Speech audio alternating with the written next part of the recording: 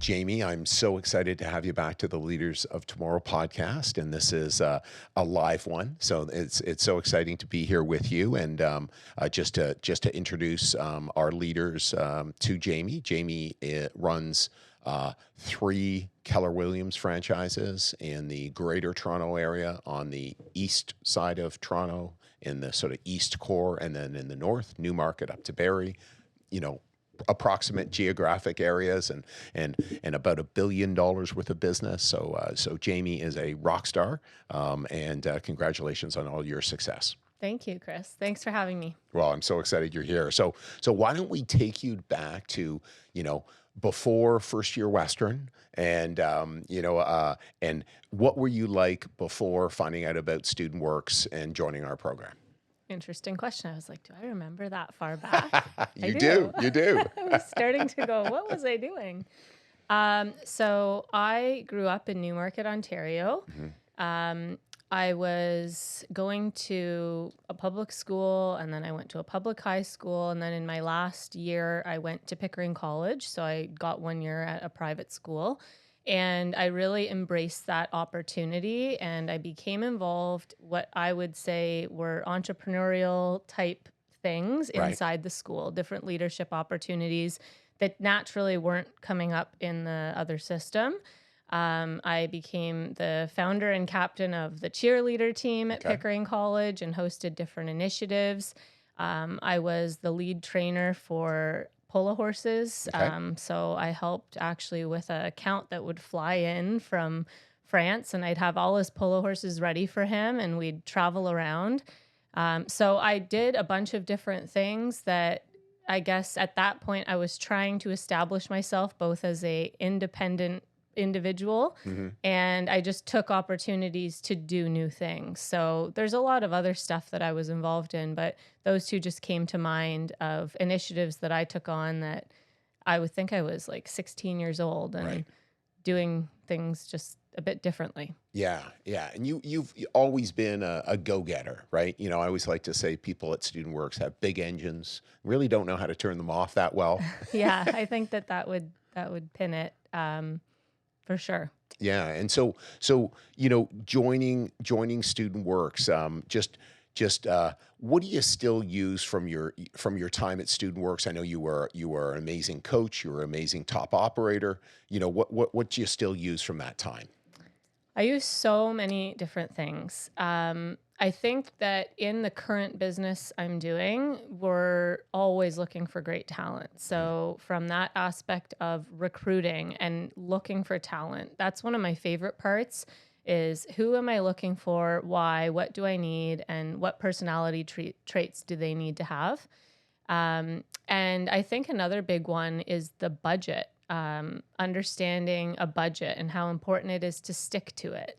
Understanding numbers. That doesn't mean I'm a bookkeeper or an accountant by any means, but as the operator or owner of a business, those habits and lessons that I learned at Student Works have really, really helped me today. And I always say, a lot of what I learned in your program is the reason I'm so successful in business today. It's not because of my schooling or the fact that I went and did an MBA in Switzerland. Those pieces, to me, seem dismal in comparison to the years that I actually got to spend hands-on from the age of 17 to, which seems so young. I can't even believe that I'm saying that. For many years, it really set the foundation for all that I'm doing today. Yeah. You're one of the rare students who got through school faster and joined the program. Before 18. Even 18 is very rare, but and so when we look at your career path, so you leave Student Works. What was next for you? Oh my gosh. So I leave Student Works, and in life when things kind of just naturally happen. I remember speaking to you I was in Amsterdam. You didn't know this, but I had met the love of my life like 4 months prior. I was kind of dabbling. I wasn't being my normal self. And it was because I had done the most important thing. I had Yeah. fallen in love, and it just so happened he was from Switzerland. Yeah. So I had my blinders off and my focus on that next thing, which was the most important decision I ever had to make in my life. Yeah. And I decided to be really wise with the exploration of that relationship after us having our conversation and parting ways with Student Works and having it be the end of that chapter. I spent time traveling Europe, and I had a conversation with my parents, and I decided to do a 6-month German course to explore this relationship with this new love of my life. Yeah. And during that time, I analyzed the options. Like, do I come back to Canada and really get invested and start in real estate, which had always been a passion in mine, or do I further explore this relationship? And I decided to actually sell my home, which I bought while I was a student with your program from money that I earned from the program in London. So that was my investment property. And I sold it, and I took the equity that I had earned from that 5-6 years out in London, Ontario, and I did an MBA. Right. I did a 13-month intensive MBA, multicultural leadership MBA in Switzerland while exploring this relationship. Right. My parents gave me the great advice of, it's great that you've fallen in love, but if it doesn't work out, at least walk away with something. Right. So one of my biggest regrets actually is selling that house. Knowing real estate, I wish I had kept it. I wish I refinanced it and pulled the equity out. Yes. I don't think I understood that you could have done that. Yes. My dad was like, I do not want to property manage my daughter's property in London. So I ended up selling it. And the next step was the MBA. And while I was in the MBA, I got an opportunity to work for that year. They have an active thesis. So you don't just like read books and write a thesis. They actually have you work with this one we chose a large scale luxury hotel chain, which is Kempinski. And they had 4 or 5 groups in the MBA compete and rewrite the middle management training program. And we interviewed middle management all across the world. Like, their hotel chain is huge. And me and a girl from Italy and Thailand won the award. We all got offered opportunities with Kempinski after that. And we got free nights hotels, and I got to go to St. Moritz, and Awesome. super cool. But it was a really neat hands-on MBA. And then from there, my husband, during that, my now husband, proposed to me. I got to become a mom while living in Switzerland and experience cross-culture. And that was really cool. My favorite course was the cross-cultural business course that I took there. And from that point, while I was pregnant, I started to do regional development for Keller Williams, which is the real estate company that I now own 3 franchises for. And the regional development was really doing research into where Keller Williams, as the biggest company in the US, could put a footprint in Canada, what markets were viable. So while I was pregnant with Jack, my now oldest, I flew from Switzerland back to Canada, and I didn't like to be away that much, so I'd do 4 weeks at a time and then fly back, and I would do all the recruiting interviews with people in Barrie, where we were launching our next office. Fantastic. So and how did you get that opportunity with Keller Williams? So at the time, my mom was the regional director for Keller Williams, and she had identified Barrie as the next ideal launch spot. And she needed me to get all the market research together to validate that research. Like, it was an idea, but it wasn't clear that there'd be enough agents in the territory and enough revenue to do that. So she asked me if I would want that.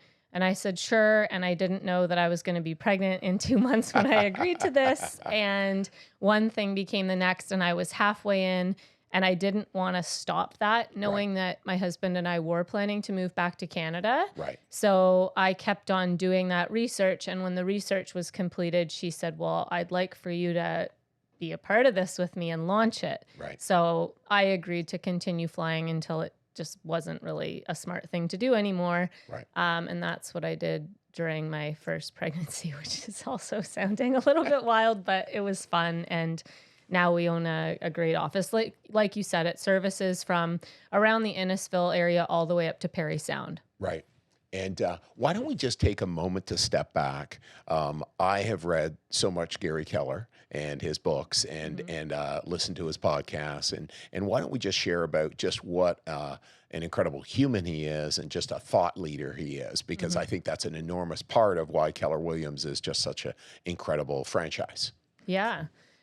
So a huge, huge reason as to why my mom actually got involved in this company and she decided at the time to leave Remax was because of his vision for his company, that it was a training company that taught business people, which real estate salespeople are business people, but some of them don't identify as that or Correct. understand the models and systems to give them the leverage that they need to run their business as a business. And Gary Keller's company is so training focused and technology focused that a lot of what they offer as a franchise, and for us as franchise owners and brokers, we offer our agents is that training and those tools to really help take people to the next level in their business, creating this life worth living, life by design. And that's the whole vision Gary Keller has. And it's really been my vision for my life, my whole life. Yeah. And the vision and values so aligned with that company. And that's where my mom got involved and brought it into Canada. And now I get to be a huge part of that. Yeah, no, and certainly I feel so tied to again how Gary views life, how Gary views his success, and again putting his values in family first. Although he's a billionaire, just so many neat stories.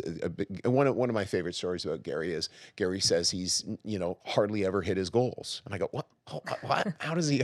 Well, because by the time he's about to hit a goal, he makes another goal. Yeah. So that it's not, the point isn't making goals. Sorry, the point isn't about hitting goals. The point is about setting new goals to, get excited about achieving more. Yes, Yeah. for sure. I mean, the saddest part in life would be hitting a goal that's set too low. Yes. Yeah. I mean, the world is your oyster. Anything that you can envision and anything that you want is available to you. You just have to create that vision for yourself. I mean, one of the biggest things that I love to do, and it's been really fascinating to look back on, because I met a husband that lived in Europe. Yeah. Like, that was a big deal to move there.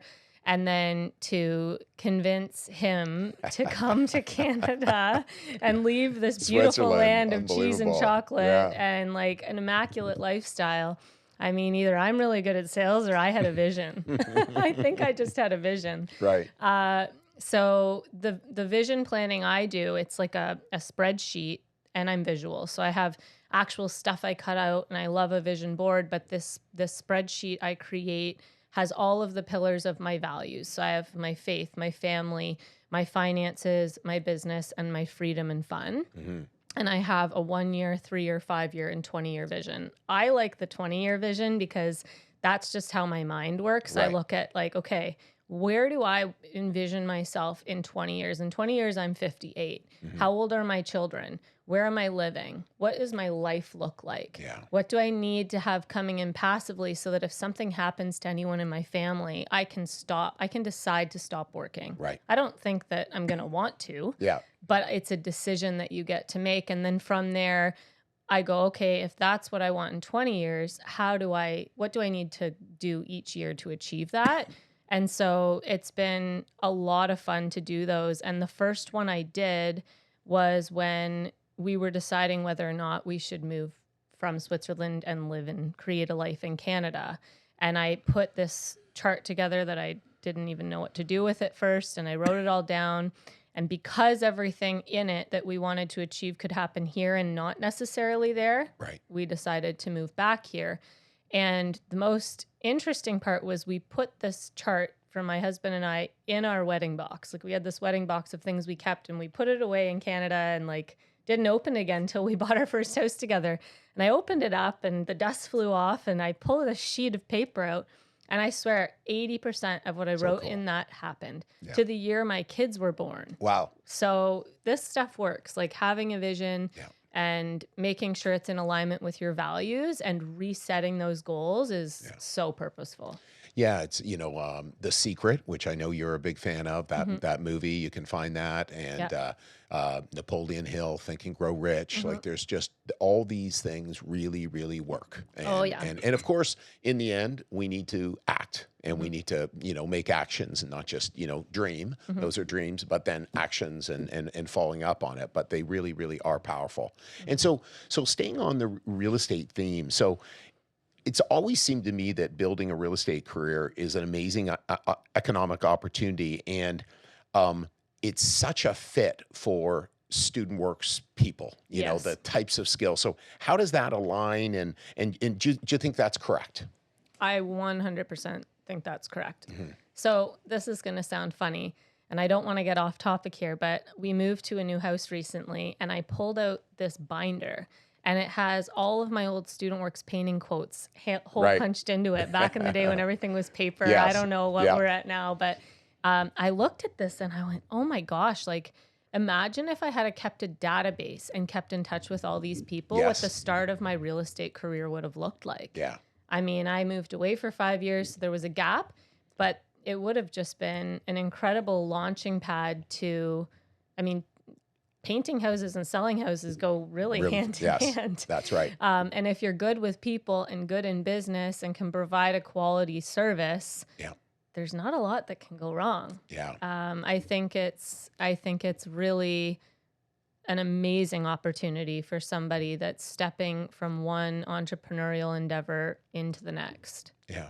And so why don't we actually dig in? Obviously, I know your story well, and I'm so proud of all the progress you've made. I know coming back, you started out as a sales rep, sales agent.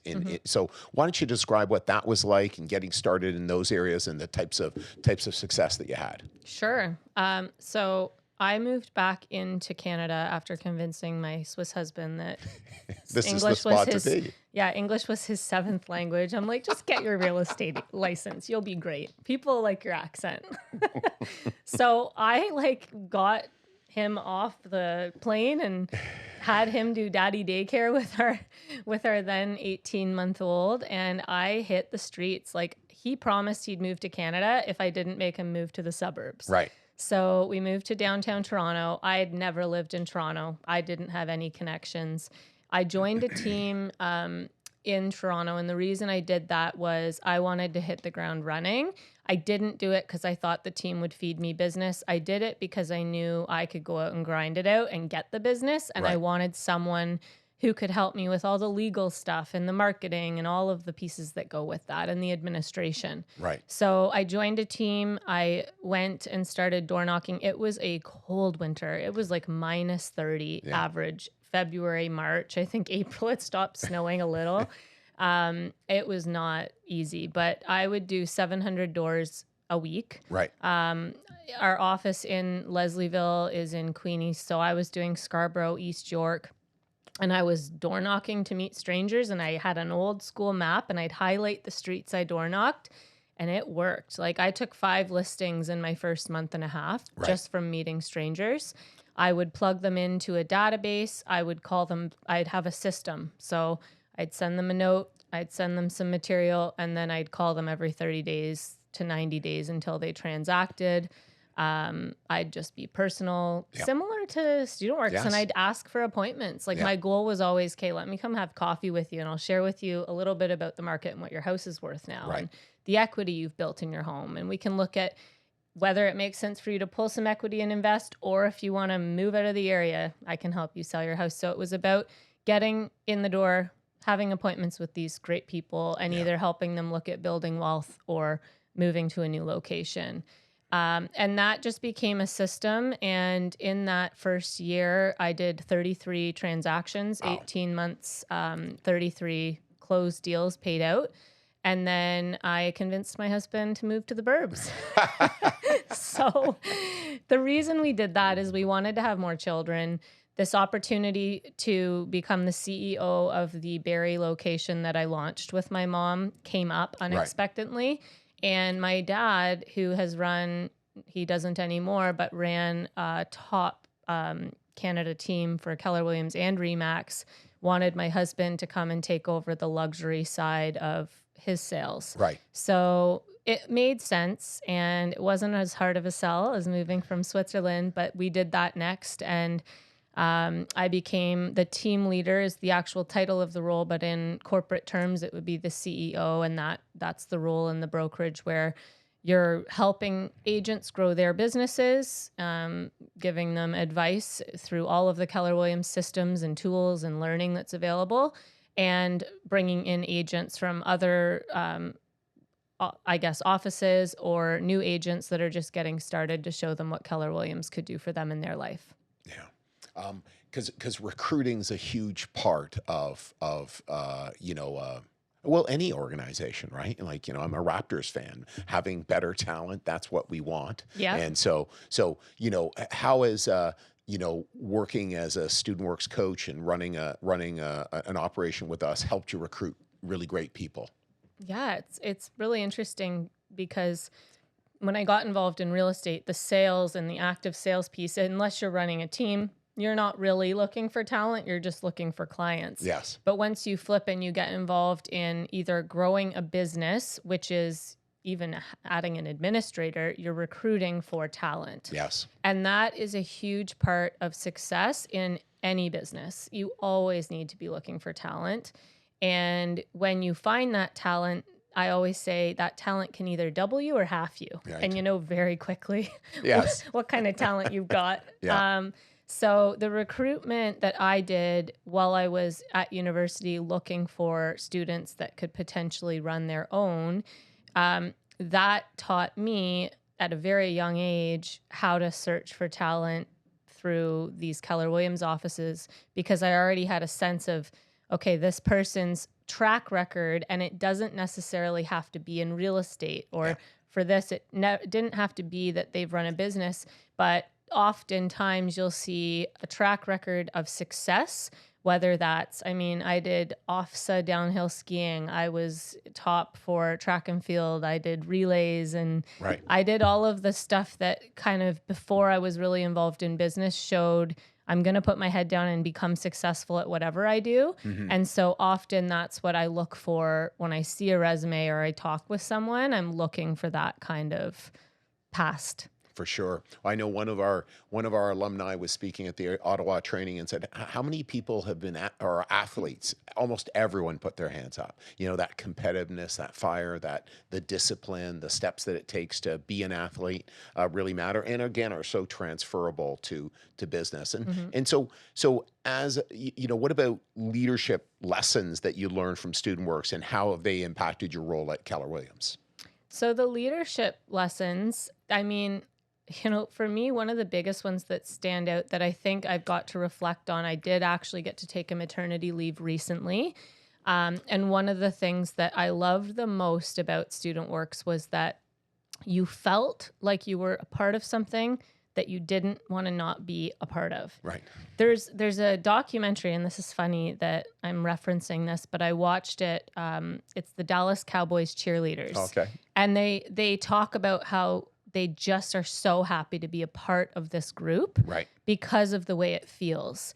And Chris, you guys did such an incredible job. Like, you want to make it so that you can go on the end of the year Yes. trip, and you want to be on the boat cruise that we did, and you want to be a part of all of these events. So inside of my own Newmarket Aurora based painting team I basically copied what you did on the bigger scale, and I would invite my production manager and my painters, and we'd get a limo, and like, they just kept wanting to come back. Yeah. And so now what I'm getting back involved in with my brokerages is, how can I bring these successful people together so that everybody can grow as leaders together, and they're a part of something that's not just their independently run thing. Yeah. And so I just booked a boat cruise. We're doing a boat cruise. Fantastic. I am doing a really cool event for our top people at the Barbarians Wine Cellar. Like, I'm pulling in even now some of those things that I learned from you back when I was 18. Well, and it makes it so fun. Yeah. Our rafting event this summer was 350 people. Wow. And we've got lights and there are tarps in case it rains, So and cool. DJs come, and it's just so fun. And I keep going because it's just so fun, and just the energy, and like you said, the stickiness Yeah. is something. And again, I think one of the things we find is again, our alumni keep coming back to our trainings, and we thank you, and coming back and sharing their stories, and again, speaks to the stickiness of the culture. So, what about, one of the things we've been talking about is wins. What about, failures or setbacks, and how do you think about that in your life, Jamie? Oh my gosh. I'm constantly feeling like I'm learning from little failures or big failures in a good way. Right. So I'm the type of personality where someone asks you, okay, how long are you going to feel like you're failing for? Or how long does it take you to just give up on something entirely? And I actually don't think that I'm willing to give up. Right. I like to learn from my mistakes, and I love to focus on things that I'm naturally really good at and find talent to the stuff I suck at. Yes. Because if I try to be master of all, I'm not going to be good at anything. I'm just going to show up brutally in the ways that I really aren't not good. And I know that about myself. And so failures, I mean, there's so many things that I can think about where I feel like I've failed, but at the end of the day, you almost get up and learn more from those failures, and you change the way that you do things as a result of that. And without that failure, you don't learn. Yes. Yeah. So yeah. I think failure is really our biggest lesson, especially for successful people. It's kind of like, really, it's been, a lot of your life, you win, just because that's what hardworking people do. But it's the failure that, and you're right. To me, real failure is I stop. And well, I'm not stopping. so that's something, or, I guess eventually you stop, they bury you. But it's like, no, let's just, you keep getting up, and then you learn, you shake it off, all those lessons. And what about, I know one thing that's bothering me right now is I can't remember your husband's name. Vincent. And I know he's a remarkable sales rep as well. And you were sharing at training one time, and it's just stuck in my head how far he has a tracking device on his phone showing how far he works. And I'd love for our leaders to hear just what it takes. Like, he's one of the top reps in the country. Maybe you could share that story. Yes. So he is an incredible person. Love him dearly, obviously. Yes. One of the reasons and things that really attracted me to him was how, like, he's so full of grit and determination. Yeah. And he definitely is far more logical than I am. I'm like the passionate, fearless thinker. He's like, okay, these are the numbers. And so he does. He tracks everything, and he tracks how many doors he hits. And I don't have the exact number. All I know is during COVID, his numbers were brutal. Right. And it's showing up now. And he knows that metric because of his tracking. So his average lead to list, which means he gets a stranger's information and he tracks the whole process from meeting them to the time of list. The average time is 4.5 years. Wow. So he meets someone and lists their house 4.5 years on average later. Sometimes it's 3 months. Wow. Sometimes it's 3 years. Sometimes it's 6. Wow. So that's the average. So as a result of 2020 and 2021 lack of doors knocked because of COVID and people being weird, his business, I think it's around 80% listings, which is big listing heavy business. And the fact that rates went so high, the numbers of 2020, his average went to 5,000 doors in a year from, I think, 17,000 to 21,000 doors. Wow. So if you can track that conversion, you can see.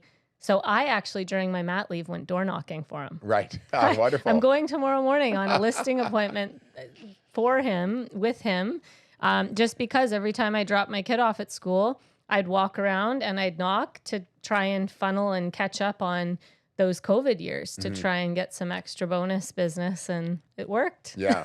Well, it does. Activity works. And I remember the stat I remember was you said he like walked to New York 3 times or something. Yeah. Or that was he the walked metric. to New York City Yeah. and back Yeah. in a year. In a year. So it's like a big loop every year. That's how much you walk. That's the commitment. That's the commitment. And by the way, most real estate agents don't do that. No. And that's why most real estate agents don't have the success that Vincent has. Yeah. Yeah.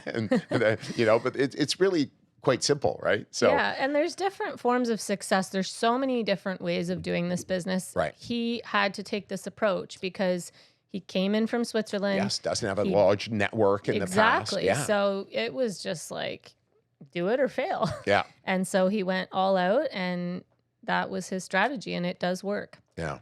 And so what is it like being a woman in business? The majority of entrepreneurs are male. And we have a lot of females in our business. What would you say about that?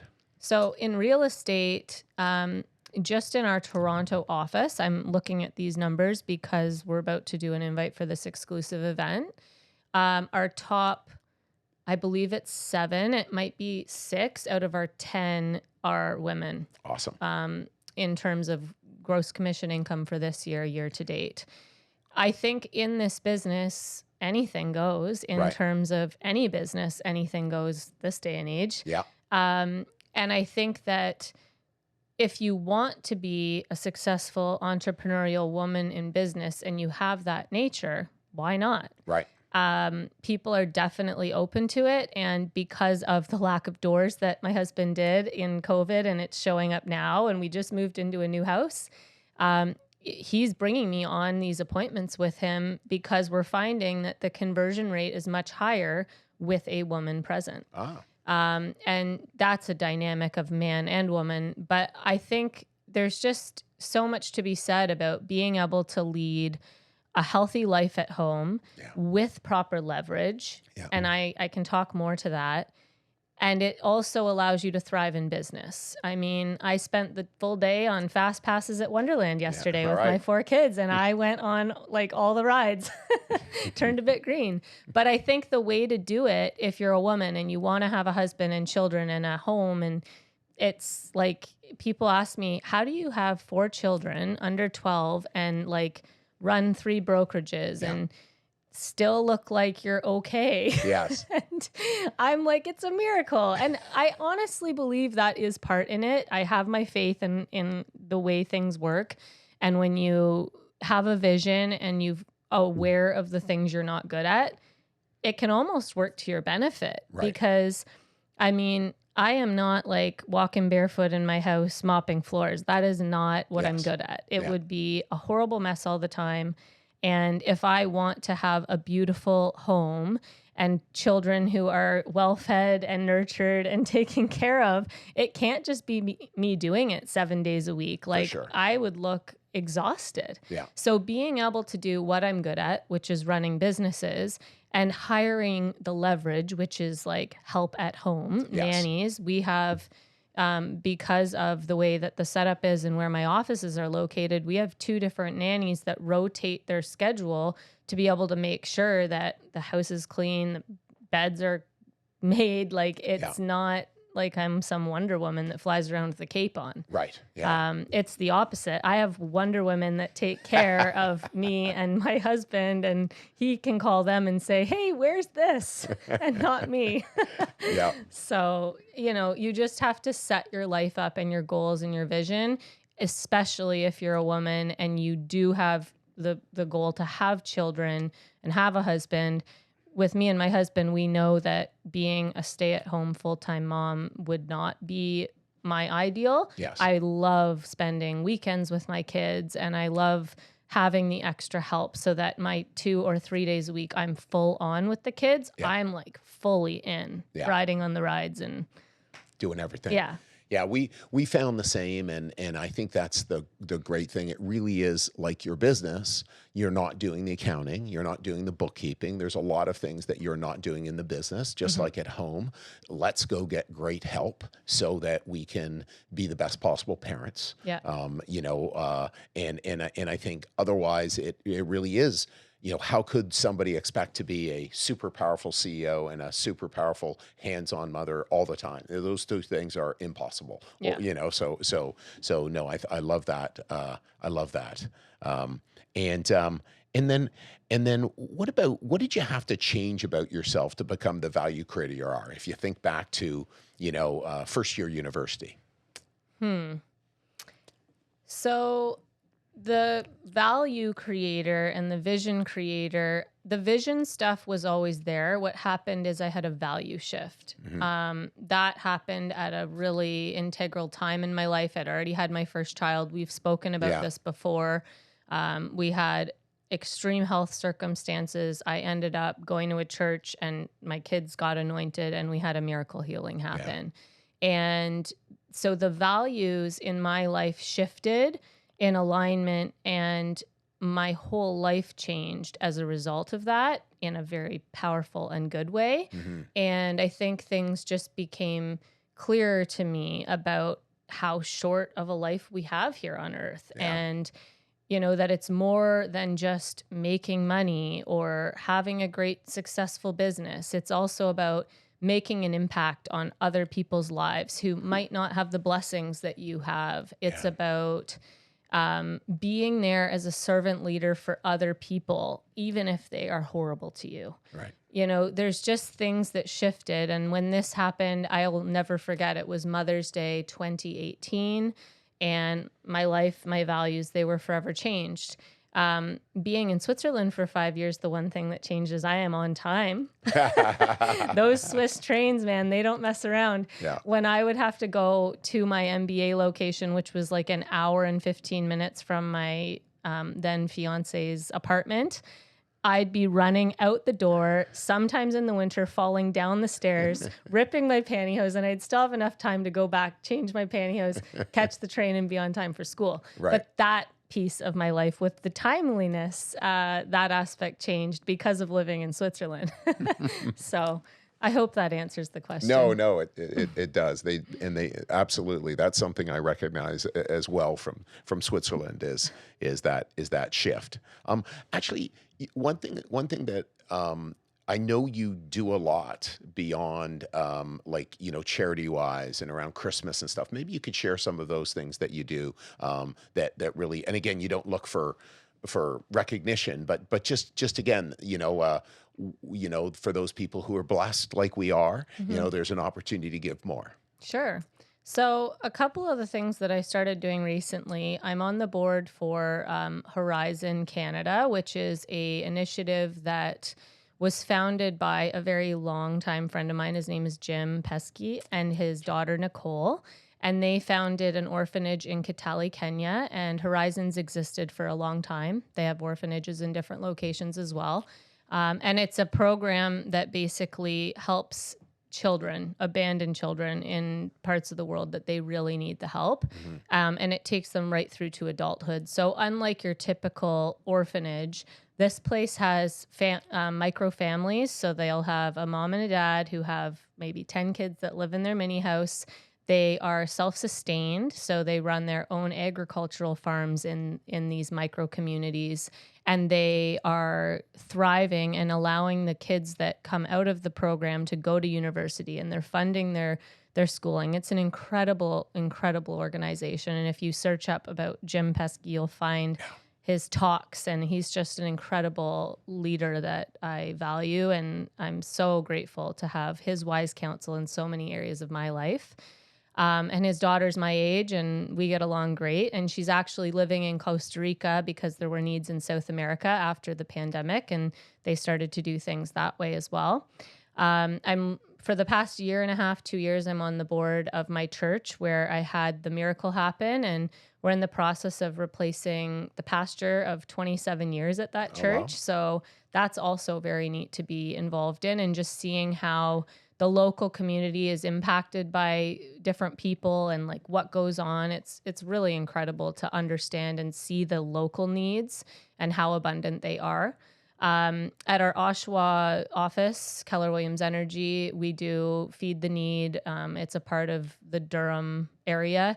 So we have a big food bin at the front. We have them come in and speak, and our agents are so giving in that office. It's incredible to witness. They used to do a turkey drive every year where I don't even know the numbers, but it's incredibly great, the impact they make. And then every year, just before Christmas time, all November, you might see pictures of me packing little boxes. I've noticed, yes. I'm shopping all year for this, but it's basically a shoebox that gets dispersed throughout the year. It says Christmas, but they disperse them starting at Christmas to kids around the world who've never received a gift. Like, these kids don't have shoes, they don't have pants, they can't go to school. It's incredibly sad, but the little touch of love that you can put out to the world by packing a shoebox, and then these missionaries go and disperse them, and they give them a lunch and make sure that kids that have nothing get something at Christmas time. So awesome. That's one of my favorites because I love kids, and it's really, really fun to do with my kids and with their friends. Yeah. And they see that other part of the world, right? And yeah. So, and so what key habits would someone want to steal from you? Key habits, I would think the vision thing is huge because it takes a lot to get through some of the like tougher moments in life. And if you can just reset and wake up and go, okay, I have this vision and I'm not going to give up on myself, that's a huge one. I wake up in the morning, and before everyone's up, I love to get a walk in or a workout in. So I'm getting back into that habit because I just came out of a couple years of back-to-back babies and not sleeping at night. Yeah. So that structure and habit, I find when I wake up at whatever time in the morning makes sense for my schedule. Typically, if it's 5:45 and I get my workout in before the kids are awake, I have their breakfast ready and I'm like raring to go for the day. I love that feeling. Yeah. I also love going for walks on the trails near my house with my kids. So I'll go on a one-on-one walk a couple times a week with my oldest son, and we just talk about everything. Right. And he loves that time. So I think getting my walk in and doing it purposefully and having that time to just talk to someone I love the most about what's on their mind. He's like, Mom, when are we going for a walk? So it's good. I have someone there for accountability too. And I think scheduling and like just time blocking your calendar so that you have a way of envisioning what your day, your week, or your year is going to look like. I don't think about it a lot because it's a natural habit for me, but knowing, okay, 9 till 11 a.m. is like my lead gen time. For me now, that's like, who am I calling that could be talent that could be joining us, or a accountability conversation with one of my CEOs or one of our CFOs. So just really knowing that time block and schedule. And then the year calendar. I love to start the year knowing what my clear goals are. Yeah. And I love to know when my family time and my vacation is blocked. And if people ask me, I'm open about my family time and my priorities in that area, and they've come to know and accept it. Yeah. Not everybody believes in that the same way I do, but that's okay. That's my value and vision for my life, and they don't have to. Yeah. But it's important to me. So I have like this, you can look at it after. I have a big paper calendar. It's like, I don't even know why it's so big, but I put in permanent marker. Like, these are my kid days. These are my times with my husband. This is my date night. Yeah. And then I schedule everything around it. And if someone needs me and I'm not available, I'm sorry, I have an appointment. Yeah. No, I think that's so important. And, you know, your blocks, you know, the family blocks need to go first. And we do the same. You know, we're scheduled out, like literally we kind of know where we'll be the next couple of years and some weekends, you know, just because those are student works weekends or whatever. And here's our trips. This is what we're putting in. And we always make sure that those go in. Mm-hmm. So one final question. What would you say to someone who's considering joining Student Works? If you are entrepreneurial in nature, or even if you're not, and you feel like you have this hidden drive inside of you, there's nothing that you can lose from joining an amazing company that has great culture and really solidified systems and models that you can plug into and adapt and learn from, not just for the business you're going to run next year, but for your entire life. Awesome. Awesome. Well, that's great. I know one thing, I guess before we wrap up, I was just thinking, I know you wanted to share some numbers. Oh, yes. Yes. Let See me if see they if popped that's in in. the top of my email. Yeah, I just wanted to have this available to you should anybody ask, because I was organizing some stats to give an idea of total ends and deals that are done by our brokerages. So for 2023, our Toronto location did 1,300 total deals, and 669 million and some change in volume. Wow. So that's just our Toronto location. Our Barrie location, which services from Barrie up to Parry Sound, total in 2023, 805 deals and 459 million in volume.